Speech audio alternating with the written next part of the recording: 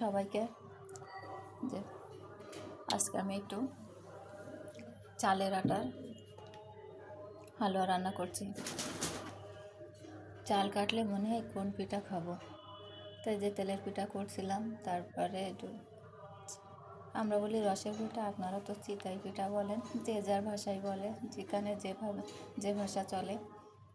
তো এই যে চা করলাম, আর এই যে কালকে চালের আটার হালুয়া রান্না করছি। মা চালের আটার হালুয়া করতো, আমার খুব মজা লাগে এটা।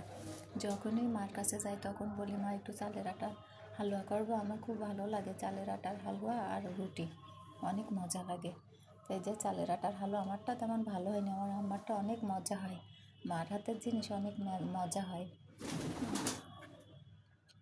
এই যে আজকে একটা চালের আটার হালুয়া আর রুটি আর চা খাবো সকালে।